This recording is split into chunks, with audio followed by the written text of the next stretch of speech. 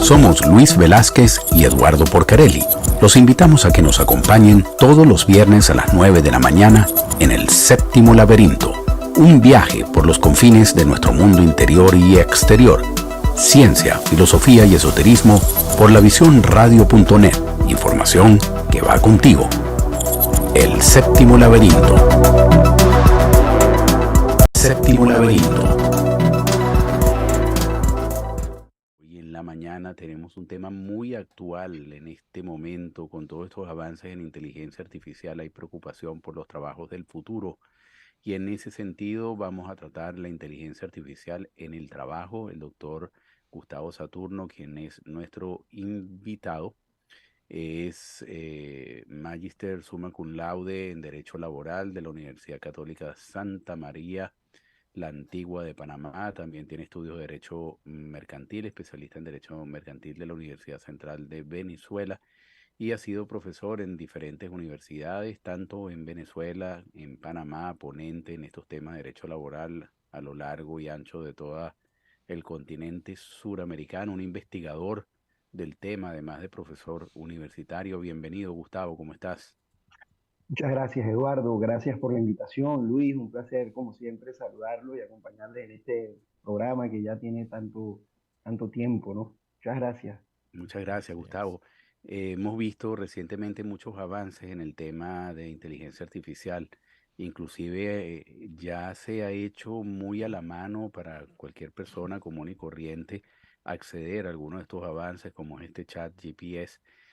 Y bueno, ya se levantan voces, inclusive de figuras internacionales con gran influencia en los temas políticos y económicos, porque es que sí se está notando de que con estos avances de la inteligencia artificial pudieran haber algunos trabajos que van a desaparecer.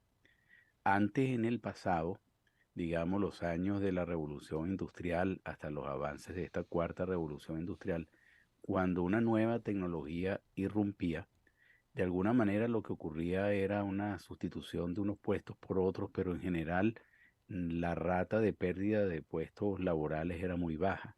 Pero yo no sé si esto se puede seguir manteniendo, esta relación en el día de hoy, donde la tecnología pasa a sustituir muchísimos puestos de trabajo y donde las personas que pierden esos puestos de trabajo pues no difícilmente van a ser incorporados al mercado laboral, al menos que alguna de esas personas que pierda el puesto de trabajo se vuelva un ingeniero en computación, ingeniero en sistemas para desarrollar nuevas herramientas que van a incidir sobre más puestos de trabajo.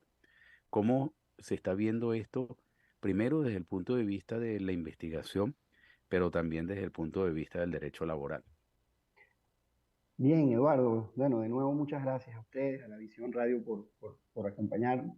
En efecto, estamos en un momento clave de la historia, ¿no? O sea, en una gran encrucijada. Nuevamente, la historia nos coloca en una gran encrucijada de grandes transformaciones y cambios que se están generando, sí, fundamentalmente por las innovaciones tecnológicas, pero también por otro fenómeno que a veces tendemos mucho a prestarles menos atención, porque claro, las innovaciones tecnológicas son tan impresionantes que entonces nos concentramos solamente en ellas, ¿no? Pero hay otros fenómenos, aparte de las innovaciones tecnológicas, los cambios demográficos que está sufriendo en este momento el mundo, el crecimiento exponencial de la población mundial, por ejemplo, eh,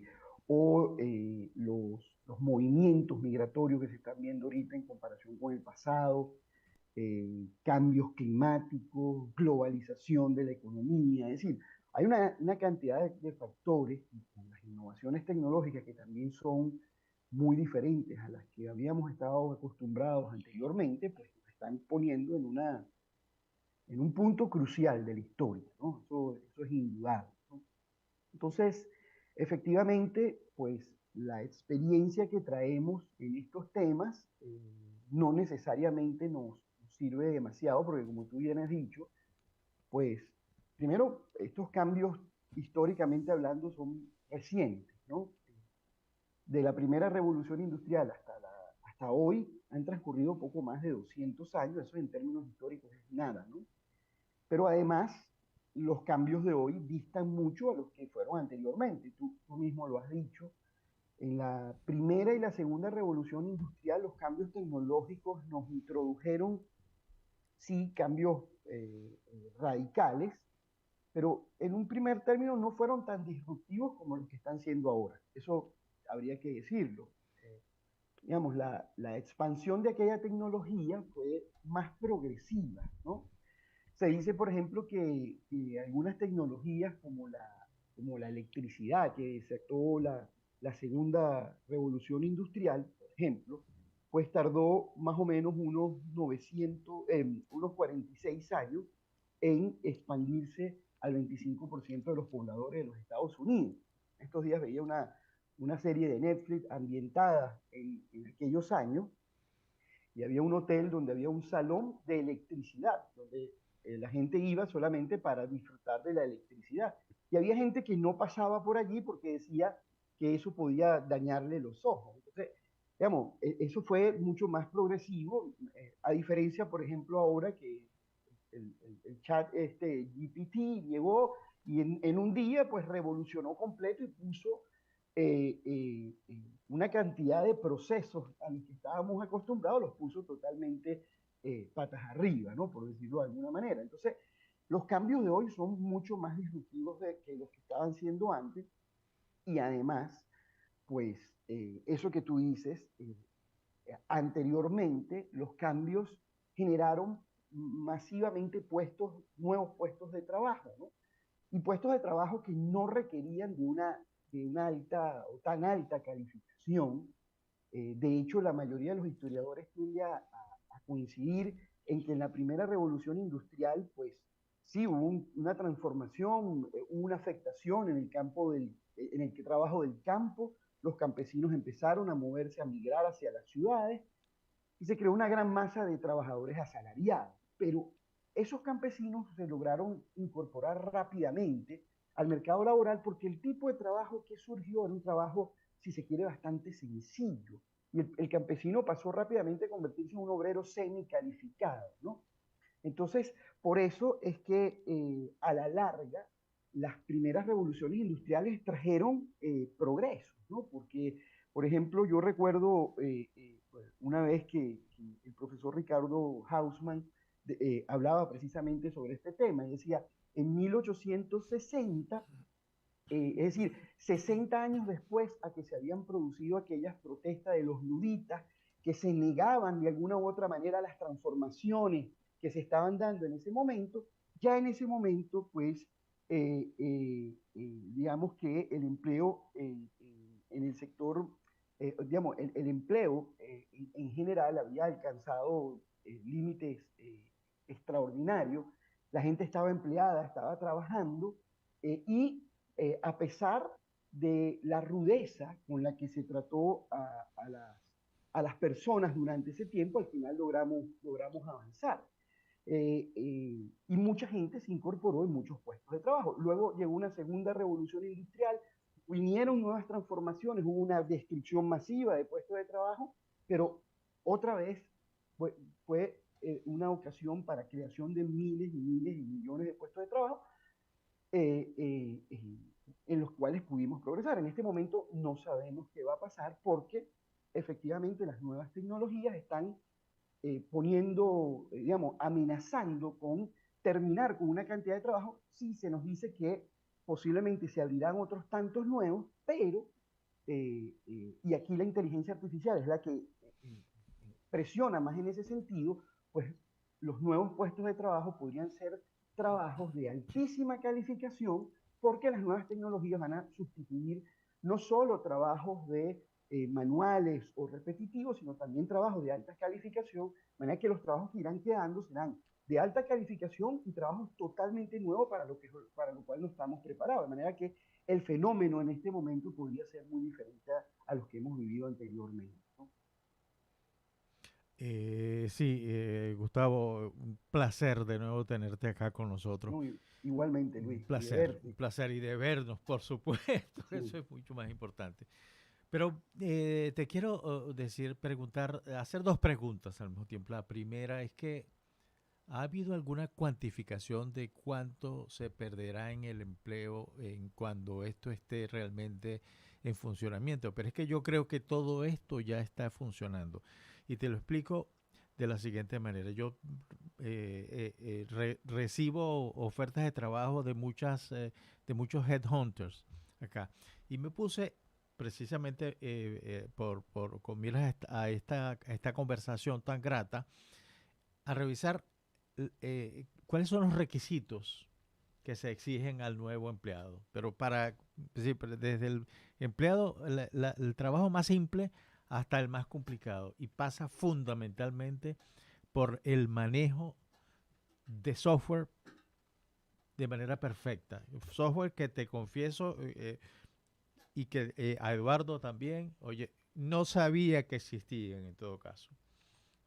Todo está prácticamente computarizado y eso es grave. Entonces, ¿qué necesitamos?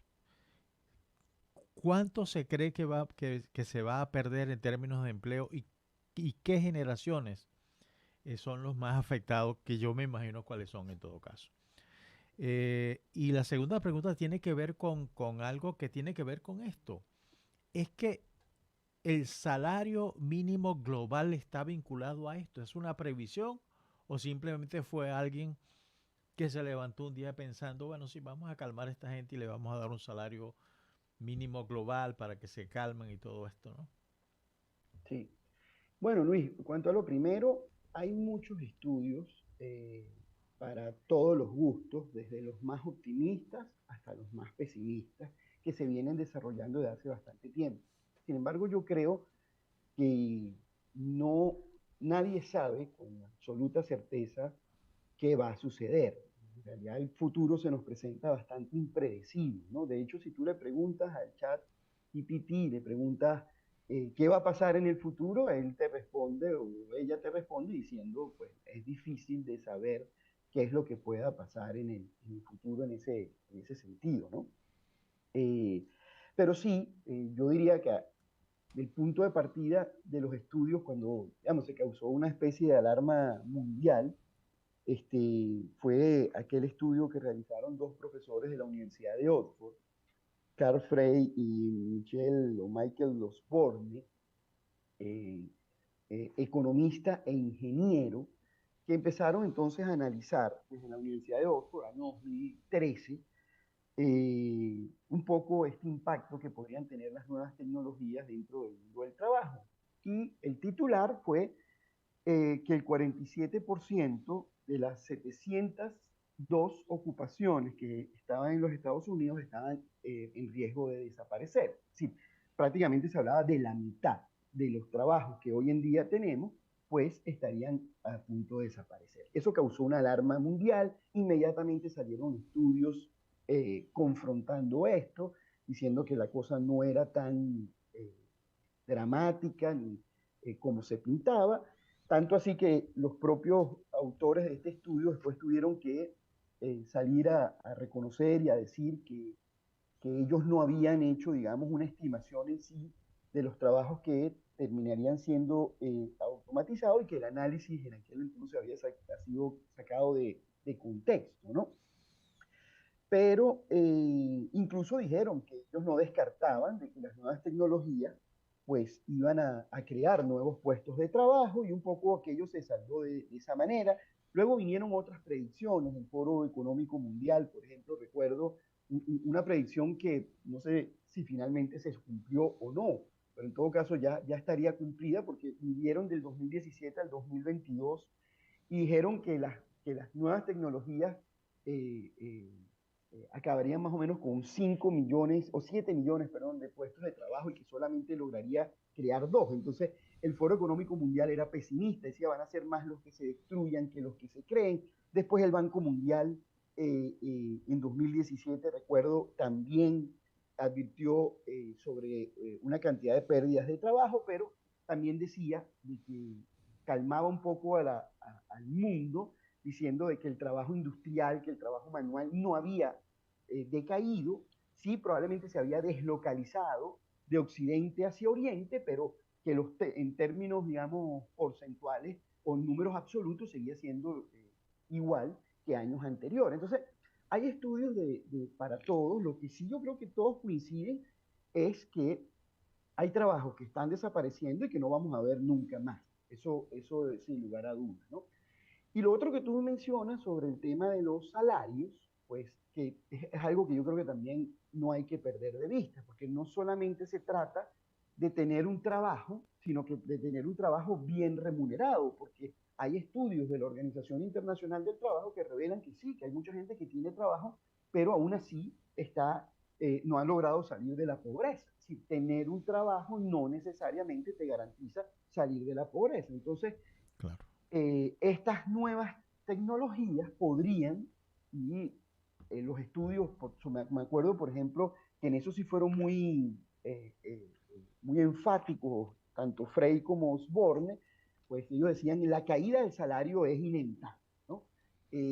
Por el tema de las nuevas tecnologías. Entonces, a partir de allí, pues han surgido algunas alternativas, que están muy incipientes, como este salario básico universal, pues donde hay, digamos, opiniones encontradas.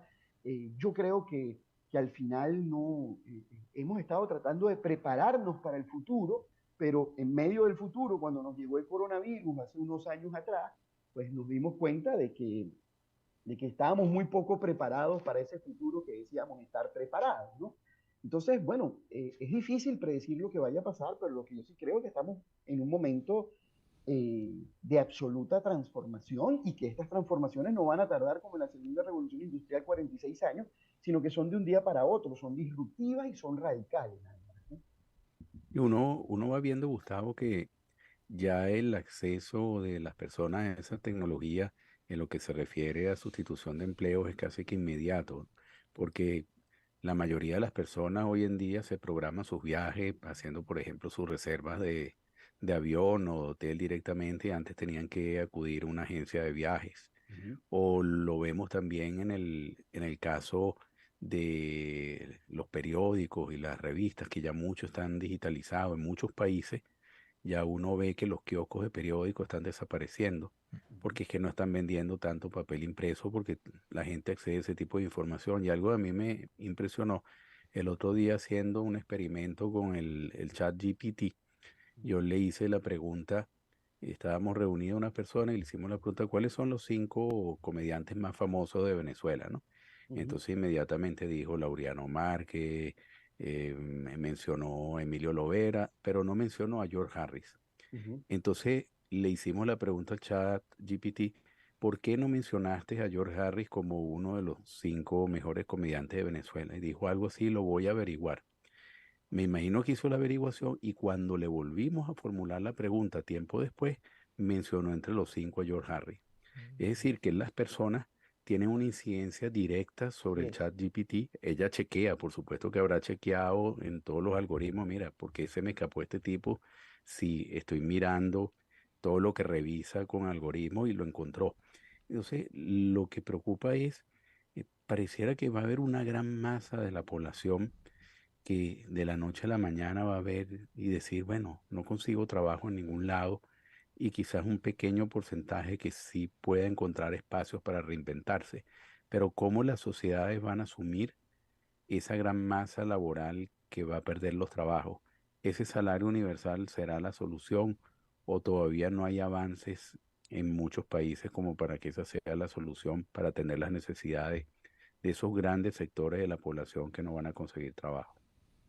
Bueno, fíjate que tú has mencionado una cosa importante, Eduardo, ¿no? Que es la característica fundamental de la inteligencia artificial, que la diferencia de cualquier otro tipo de tecnología anterior o incluso tecnología actual, ¿no? Un término inteligencia artificial que se acuñó por allá por los años 50, ¿no? Eh, y que, como una vez leía en un informe de la CEPAL sobre este tema, ya que quizás ese nombre de inteligencia artificial no le hacía tan honor a lo que es la tecnología, porque más que una inteligencia artificial es un aprendizaje artificial. Por eso que tú mismo estás diciendo, ¿no? Porque a través de la inteligencia artificial las máquinas pueden aprender experiencias, adaptarse y tener conductas similares a las que tendría cualquier ser humano, y lo hace siempre a través de una capacidad de procesamiento ilimitada y de crecimiento de una macrodata, ¿no? Que va sirviendo para alimentar el sistema, ¿no?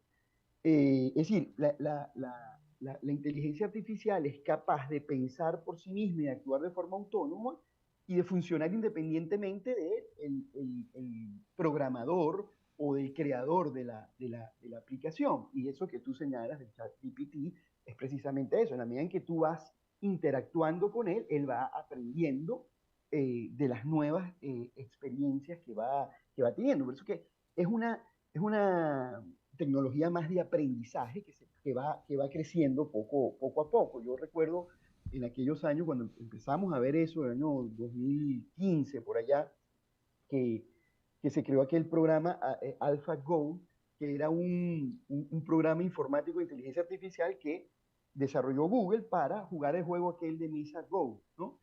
Y en 2015, a finales del 2015, la inteligencia artificial logró ganarle ya al campeón mundial o a un jugador profesional exactamente, creo que tienes el micrófono, pero Sí, eh, Kasparov.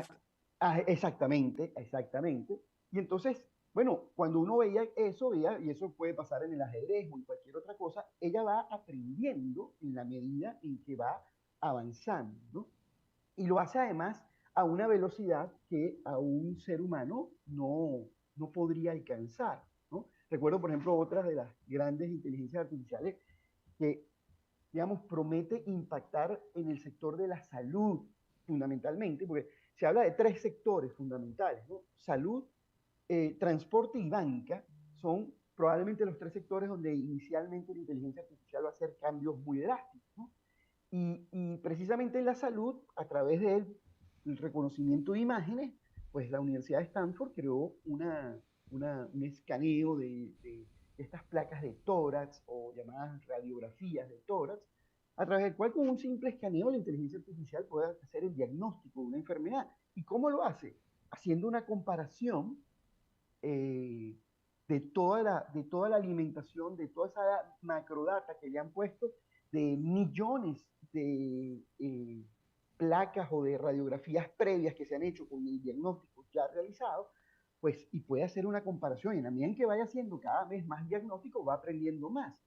El mejor médico probablemente podría haber diagnosticado a 1.000 pacientes con una enfermedad, a 1.500, no sé, 5.000, no sé cuál es la cifra, pero nunca a 5 millones, o sea, nunca habrá podido ver 5 millones de radiografías, ¿no? Entonces, y la inteligencia artificial sí. Entonces, eso es, yo creo que es lo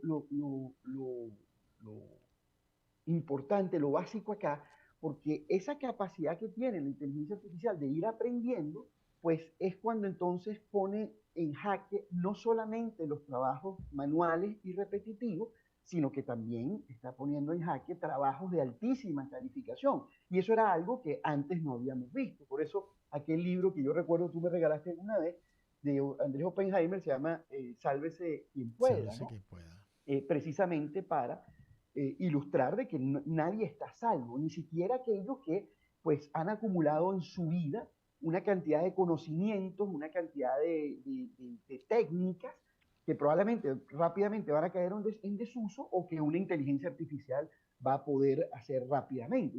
Y termino con esto, me disculpan que me expanda, pero yo en estos días tuve una experiencia así en la universidad, ¿no? Con la aparición, digamos, y la masificación tan rápida del chat GPT, pues en la universidad nosotros utilizamos para los cursos virtuales foros asincrónicos sobre temas que están vinculados a la materia y que generan cierto tipo de debate. Y resulta que muchos de esos foros fueron redactados de forma muy teórica. Hoy en día al estudiante le basta con colocar la misma pregunta dentro del chat y el chat le contesta y él copia y pega. El profesor tiene una herramienta que se llama Turnitin, que es una herramienta para tratar de detectar el plagio del estudiante dentro del mundo del Internet, y resulta que cuando uno coloca el Turnitin, aparece como que no es un plagio, aparece en verde la redacción porque es inédita. La redacción que ha hecho la inteligencia artificial es absolutamente inédita porque la está haciendo en la medida, como tú decías, que ha aprendido. En la primera pregunta, Josh Harris no aparecía. En la segunda sí apareció, con lo cual va cambiando. Nosotros no, como profesores, no tenemos cómo identificar que el estudiante ha plagiado absolutamente nada porque no lo ha hecho realmente, ¿no? Y entonces ahora que están saliendo nuevas aplicaciones donde ahora tenemos que ver qué fue hecho por inteligencia artificial y qué no, las que han salido se equivocan. Ni siquiera las aplicaciones que nosotros mismos estamos creando para detectar si el texto es o no es de inteligencia artificial, pues sencillamente no están funcionando, por lo menos no todavía, ¿no? Entonces, por allí en España, el sindicato de los artistas, pues se estaba quejando en estos días, me decía, bueno, cuando la voz, por ejemplo, de una persona sea realizada a través de una inteligencia artificial, piden una ley que obligue a decir que es una inteligencia artificial porque nadie en sí se daría cuenta, como un médico no se da cuenta cuando el diagnóstico de la radiografía hecho por una inteligencia artificial. Entonces empezamos a convivir con esa inteligencia artificial sin saber cuándo estamos dentro de ella y cuándo no. Sí, excelente, excelente, Gustavo. Pero te advierto, aquí hay un Sí. comentario del embajador Héctor Quintero desde Florida, Miami, y que dice, las grandes empresas tecnológicas ya iniciaron una reducción importante de su personal, pero a todos los niveles, y pareciera que es incongruente la acción en el caso de las tecnológicas, pero hay otras cosas que, por ejemplo, yo veo, la primera, con lo que tú acabas de decir con respecto al plagio y eso, que se está produciendo una gran discusión en eso. Hubo un descubrimiento reciente de una tesis de grado en Inglaterra, en Londres específicamente, en donde la universidad le reprobó a una estudiante su tesis porque por alguna razón, y, los, y me imagino que tú y yo cuando fui profesor me pasó algo parecido, cons- lograron probar que la tesis fue copiada de chat BTG, PTG, algo así. Eh, y entonces se la reprobaron. Algo parecido me pasó a mí cuando era profesor de la Universidad de Santa María.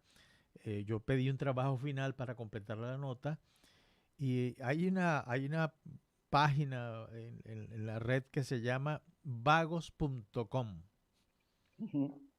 que es una página que consultan todos los estudiantes que tienen que hacer un trabajo. Y tres estudiantes, tres de mis alumnos se copiaron el mismo trabajo y le cambiaron el título, un título diferente. Yo, al igual que tú y que Eduardo, yo leo. Y Ujú. yo me leí todos los trabajos, pero leí un trabajo, leí otro trabajo hoy, pero es el mismo, es el mismo. Y comencé a buscar y conseguí el origen de esa tesis, ¿no? Por supuesto, quedaron reprobados. Pero bueno, eso es parte de la experiencia de la vivencia. Yo creo que queda mucho en este sentido, mucho que ver. Pero vamos a la primera pausa, pero te quiero dejar una inquietud. Una de las cosas que a mí me preocupan más de la inteligencia artificial es la desigualdad. Esa brecha se va a ampliar irremediablemente y no hay forma de que se pueda estrechar. Gustavo, antes de ir a la pausa, te dejé una inquietud. Eh, y por supuesto el comentario del embajador Quintero. Creo que eso es importante. Creo que hay ajustes que se van a producir que van a sumar más a los problemas que tiene la humanidad. Es decir, yo no estoy en contra de la inteligencia artificial, considero que es parte de la evolución. Y eso para mí es suficiente. Sí.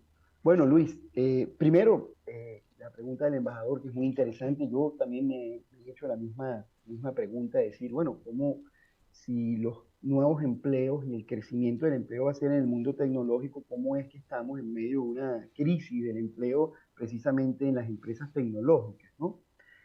Una crisis que no ha terminado, porque hay rumores que indican que ahora en el mes de mayo se van a producir también, van a continuar los despidos masivos en los Estados Unidos en este sector, ¿no? Por supuesto, eso sería un punto para analizar e investigarlo con mucha mayor profundidad, ¿no? Para ser responsables en el tema. Digamos, yo lo que puedo decir es una mera especulación de muchas cosas que están pasando, entre eso, por supuesto, las consecuencias que está teniendo un poco la pandemia, ¿no? Y esa pospandemia que ahora estamos empezando a ver los efectos que nos dejó. Pero más allá de eso, pues hay quienes especulan sobre el hecho de que lo que está sucediendo en las empresas tecnológicas, no estoy asegurando que sea así, pero podría ser, es que no se trata solamente, digamos, de una crisis en el empleo de las empresas tecnológicas, sino de una transformación también a lo interno de las empresas tecnológicas, porque el tecnólogo contratado no está exento también de estos cambios, ¿no? Y precisamente hay quienes dicen de que las empresas tecnológicas se están preparando hacia el futuro respecto y sobre todo en trabajadores con experiencia en inteligencia artificial. Muchos de estos trabajadores estaban acostumbrados a las plataformas y aplicaciones anteriores, ¿no? Y sobre todo de programación manual. Entramos en una nueva era y probablemente estas grandes empresas están aprovechando la oportunidad para purgar un poco el interno de sus empleados. Pero me llama la atención que conozco gente muy joven que al mismo tiempo que están siendo despedidos muchos trabajadores, están siendo contratados por estas empresas, ¿no? Sobre todo por Google. Google no ha parado sus contrataciones.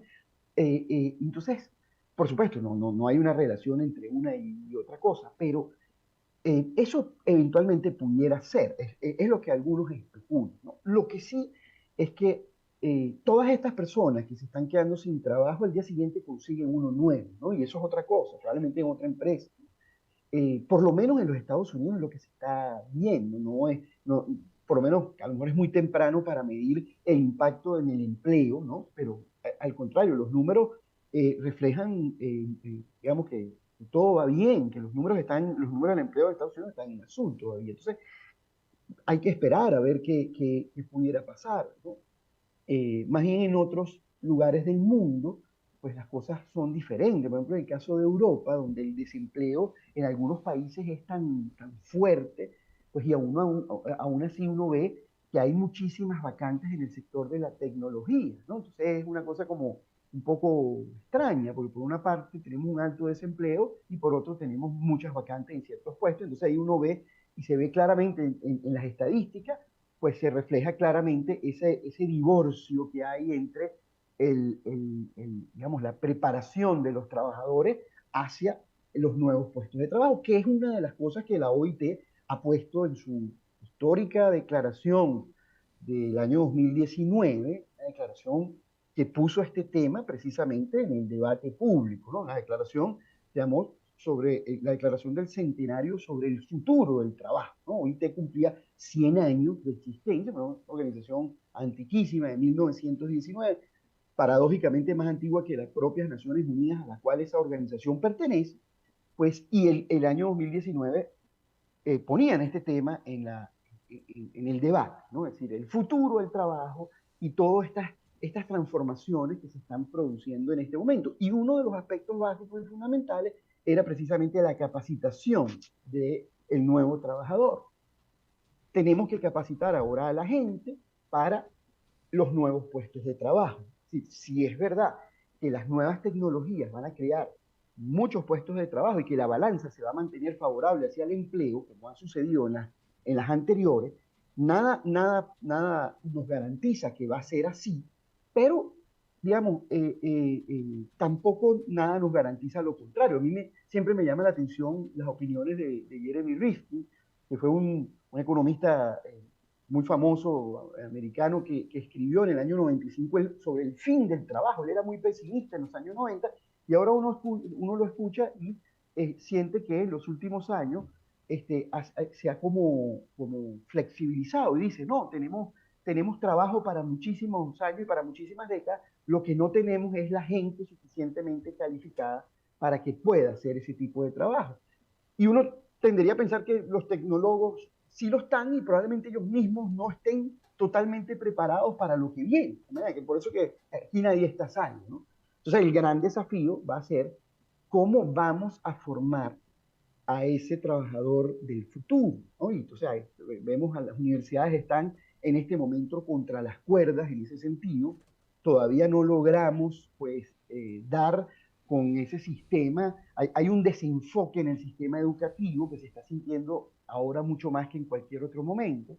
La gente no necesariamente eh, eh, eh, percibe que lo que está aprendiendo lo va a poder aplicar en el trabajo. A veces pequeñas técnicas que se puedan aprender a través de otros procedimientos que no son tan académicos, pueden servir aún más de lo que nosotros enseñamos en la universidad, y eso por supuesto está generando que tengamos que reinventarnos nosotros también para ver si logramos hacer de eso, pues, ¿no? De los trabajadores del futuro, pero no estamos muy seguros de cómo va a ser ese trabajo del futuro. Hay uno ve, yo recuerdo, por ejemplo, cuando aquel vicepresidente de Google, eh, ya no está en Google, decía, Laszlo Bock, decía, por allá por el año 2017-18, decía, bueno, es que la hoja de vida, el currículum, ya no sirve tanto para poder alcanzar un trabajo hoy en día, ¿no?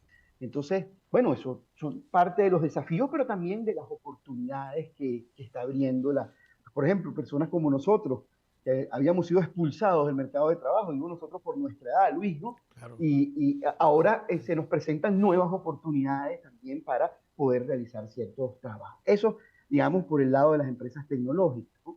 Pero tú habías comentado también una preocupación con el tema de la desigualdad que se puede estar generando en este momento, y también la declaración del centenario para el futuro del trabajo, pues advierte sobre este peligro.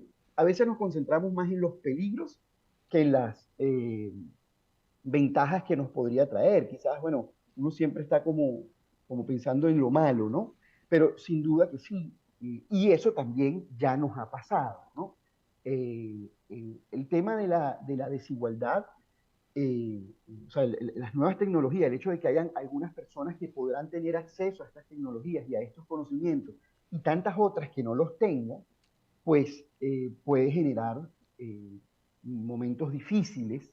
Sin duda los vamos a tener en cuanto a la conflictividad que podemos tener en torno al trabajo. Allá por la primera revolución industrial los tuvimos, ¿no? Los luditas pues se oponían, los artesanos iban y reventaban las máquinas porque los estaban dejando sin sus trabajos tradicionales. Realmente hay otras versiones sobre ese hecho. Dicen, no, no era tanto eso, sino era de que las condiciones laborales eran malas. El derecho laboral, que es a lo que yo me he dedicado en mi vida, pues nace precisamente de ese conflicto, ¿no? Las normas que hoy en día protegen el trabajo fueron para atemperar de alguna manera, para gestionar esos conflictos sociales de la primera y de la segunda revolución industrial, ¿no? Eh, eh, que, vamos, cuando nos tuvimos que enfrentar a una masa de trabajadores asalariados que nunca antes habíamos visto en la historia, porque anterior a la revolución industrial el trabajo se organizaba de una manera muy diferente, a niveles artesanales, sin máquinas, etcétera, ¿no? Entonces, por supuesto que ahora vamos a tener nuevos desafíos, ¿no? Lo bueno en ese sentido es que hemos avanzado, ¿no? En el mundo de los derechos, como decía Norberto Bobbio en una de sus obras, estamos viviendo el tiempo de los derechos. Después de la Segunda Guerra Mundial, estamos en un tiempo donde también el derecho ha venido con un desarrollo bastante importante, y aunque tiende a estar siempre rezagado, un paso atrás o 10 pasos atrás de la tecnología, pues ahora tratamos de buscarle soluciones a este tipo de problemas de la base de los derechos humanos. Es decir, aquí no es que no corramos con el riesgo de desigualdades, de esclavitud moderna, como se le ha tendido a llamar, y todos los problemas que estamos enfrentando, pero por lo menos hay una sensibilidad del derecho hacia eso, hacia los derechos humanos, hacia los equilibrios que en épocas pasadas no teníamos, ¿no? Entonces, bueno, confiemos en ese tipo de cosas que hemos ido creando para enfrentar el nuevo futuro, y que esa desigualdad no crezca. Pero yo lo veo desde fuera de los Estados Unidos. Yo vivo en Panamá y veo las diferencias y las brechas salariales que ya se ven en Estados Unidos, sede de la segunda, de la tercera, de la cuarta revolución industrial, respecto al resto de los países. No voy a decir del mundo porque no conozco tampoco tan a fondo, pero digamos de la región latinoamericana, y ya las diferencias son abismales. Y eso, por supuesto, ya uno lo ve en esa presión migratoria donde todo el mundo está tratando de alguna manera de llegar a la frontera de los Estados Unidos para salvarse, porque cuando tú haces una comparación salarial, no, son números que no son razonables.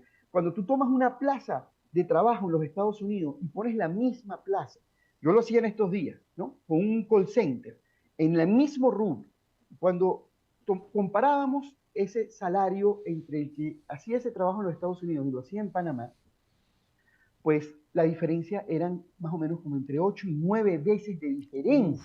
Y Panamá es el país con el salario mínimo más alto de América Latina, ¿no?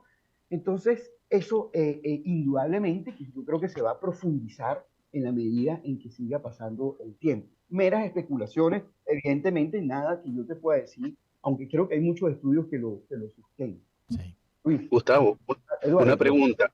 En el caso de los desarrollos del derecho en estos temas, ¿en qué países han avanzado más? Y si hay una suerte de mínimo común universal en lo que son los avances de las regulaciones jurídicas o las concepciones de esas regulaciones jurídicas en el futuro sobre todos estos temas. Muy buena pregunta, Eduardo. Y yo iba a eso. Excelente. Sí. Bueno, mira, Eduardo, te digo lo siguiente. El derecho del trabajo, al menos en el ámbito latinoamericano, yo creo que va muy rezagado, ¿no? Por ejemplo, sobre el tema de inteligencia artificial, muy rezagado. Ahí se están tomando algunas medidas, por ejemplo, sobre leyes en materia de protección de datos, pues uno empieza a verlo porque de alguna u otra manera este tema pues empieza a confrontarnos. Ves legislaciones en regulación del tema del teletrabajo y dentro del teletrabajo regulaciones que están vinculadas un poco al asunto de la intimidad de los trabajadores, porque también estas inteligencias artificiales ponen, digamos, al descubierto todo lo que tú no quieres decir también, ¿no? Eso que los norteamericanos en su jurisprudencia llamaban la expectativa de privacidad, aquello que tú que quieres reservar para ti. Pues hoy en día estas inteligencias artificiales son capaces de descubrir cosas que tú no sabes que te están descubriendo, ¿no? A veces con un reconocimiento facial, el movimiento de tus ojos o simplemente el timbre de tu voz.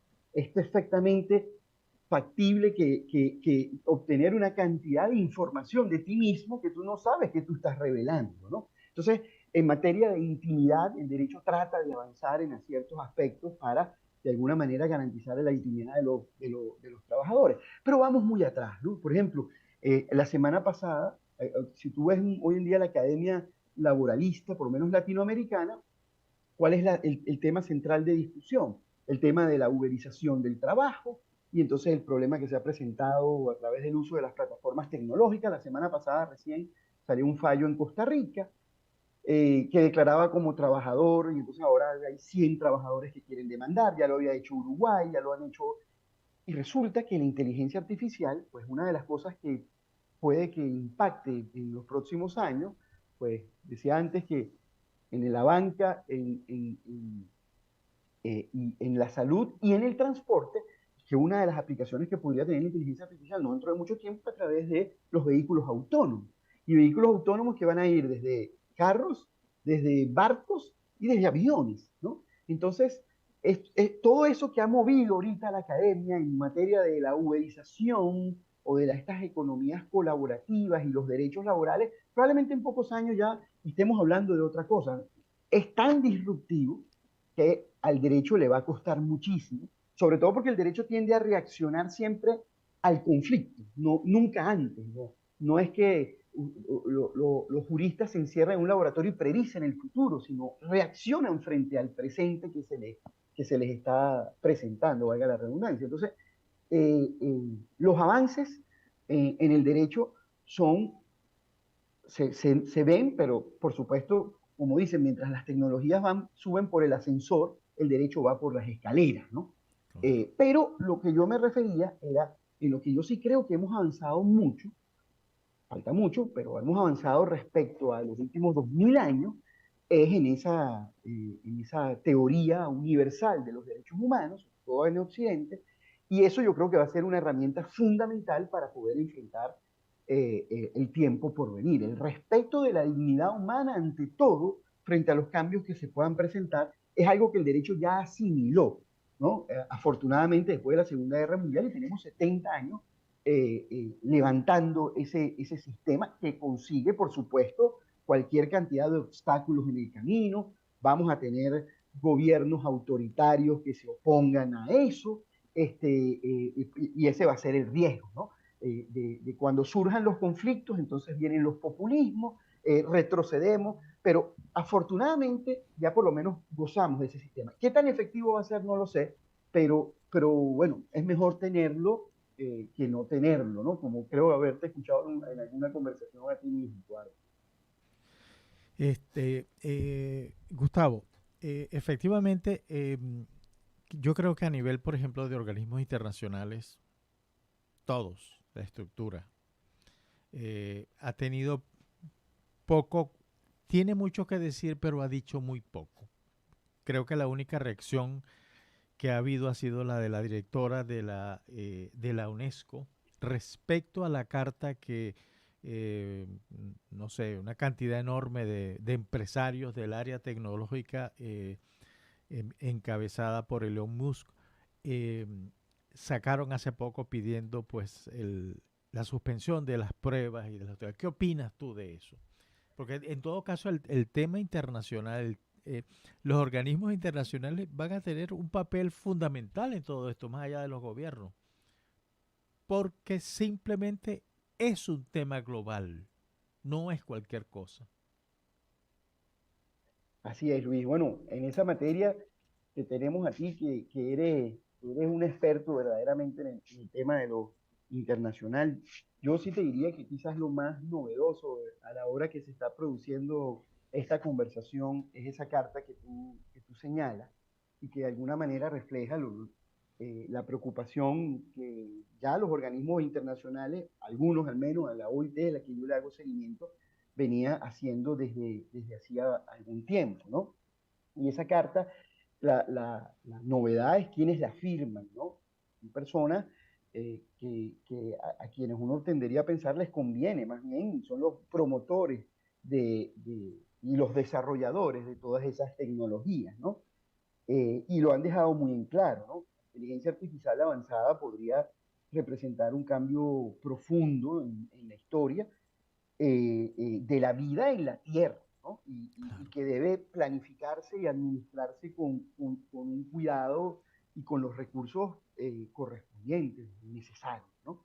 Entonces, ahora, ¿qué efecto vaya a tener? Yo me temo que la historia nos ha dicho que la tecnología no se detiene, ¿no? Pero bueno, en este momento lo inédito, por lo menos para mí, es que son los propios desarrolladores de las tecnologías los que están pidiendo que detengamos un poco de esto, ¿no? Y yo, Gustavo, ajá, Eduardo, sí, disculpa que no quiero dejar de hacer una pregunta, sí, porque me imagino estos avances se ven con mucha mayor pronunciamiento en los países desarrollados y digamos que los países en vía de desarrollo están en una suerte como de, entre comillas, edad media en estos temas. Eso llevará a que pueda cambiar los flujos de empleo hacia países en desarrollo, más bien al revés, o sea, en un lugar donde ya no necesitas unos empleos, porque ya la tecnología los sustituyó y donde en otro lugar sí continúen existiendo, habrá más plazas de trabajo allí, o cómo sea esta relación entre los lugares donde desaparecen los puestos y los lugares donde se conservan puestos laborales porque no han habido avances tecnológicos. Excelente. bueno, interesante también, Eduardo. Aquí en Panamá, por ejemplo, cuando se abordan estos temas tecnológicos, se dice, hay muchos escépticos porque dicen, no, bueno, pues de aquí a que eso llegue acá, ¿no? Pasará mucho tiempo, ¿no? Yo creo que no es así. Yo creo que sí, digamos, la revolución tendrá como sede los Estados Unidos, pero tendrá efectos expansivos que no demorarán mucho más en llegar al resto de los países. No creo ver una situación, digamos, de una separación demasiado larga o una demora demasiado larga entre los países en vías de desarrollo y los que no. Hasta ahora las estadísticas nos dicen que, por lo menos en los flujos migratorios, pues Estados Unidos es prácticamente, bueno, prácticamente no, es el país con más migrantes en el mundo. Yo creo que si en la estadística global, probablemente uno de cada 4 migrantes vive en los Estados Unidos, ¿no? A nivel mundial. Entonces, eso indica de que yo lo que creo más bien es que lo que se va a identificar en el futuro es que la gente se va a seguir moviendo hacia estos países más desarrollados y no al revés, ¿no? Eh, así lo veo, ¿no? Lo que sí podría eventualmente suceder, y creo que está pasando un poco en el mundo del teletrabajo, en ciertos tipos de trabajo, es que ahora también se abre la posibilidad de contratar a trabajadores a distancia, ¿no? Y esa contratación de trabajadores a distancia podría sí generar el hecho de que ahora, digamos, el mercado laboral se va a globalizar mucho más, al menos en ciertas tareas que son teletrabajables, y a medida que transcurra el tiempo, yo creo que cada vez van a haber más plazas de trabajo teletrabajables. Entonces sí, podría haber algo como lo que tú dices, en el que una empresa contrate a un trabajador en otro país en el que le pueda pagar un salario inferior al que le pagaría en el lugar donde se encuentra, ¿no? Claro. Pero me temo que esos trabajadores no necesariamente van a tener la calificación necesaria para asumirlo. Pues yo lo veo mucho, porque tengo muchos amigos tecnólogos costarricenses. Costa Rica es un país que educativamente le va muy bien. Sus universidades quedan muy bien rankeadas en los rankings internacionales. Y es un país muy tecnológico, ¿no? Y bueno, muchas empresas americanas contratan a ticos desde Estados Unidos para realizar trabajos de programación, etcétera, y con eso abaratan ciertos costos. Probablemente también esté sucediendo dentro de los propios Estados Unidos, de un estado a otro, ¿no? Porque también el nivel de vida y costo de vida de un estado a otro varía. Entonces vamos a ver no solamente movimientos migratorios, sino desplazamientos internos, ¿no? Pero, digamos, yo pienso que la tendencia se va a mantener. O sea, más bien la presión migratoria va a seguir aumentando hacia los países que están desarrollando cada vez mayores tecnologías, porque también se irán abriendo puestos de trabajo donde el nacional no quiera realizarlo, y se abre allí una oportunidad para el trabajador migrante. Bueno, eh, Gustavo, Eduardo, ya llegamos al final del programa. Oye, como siempre, tú eres un invitado de lujo, mi estimado. No, no, ustedes unos grandes amigos. Yo me siento aquí como en casa, Luis. Un invitado de lujo. Realmente ha sido una conversación muy nutritiva y que, bueno, nos gustaría seguir profundizando esto porque es el cambio de la humanidad lo que estamos analizando precisamente en estos momentos. Yo te agradezco mucho el tiempo que nos has dedicado. Sabemos que tú eres un tipo muy ocupado, pero bueno, tuviste esa gran amabilidad. Un fuerte abrazo, Eduardo. Muchas gracias, Mayerlin, por habernos apoyado. Y gracias a la audiencia. Y espero que hayan aprovechado pues la exposición del doctor Gustavo Satorno. Un fuerte abrazo a todos y que tengan un buen fin de semana. Igualmente, muchas gracias.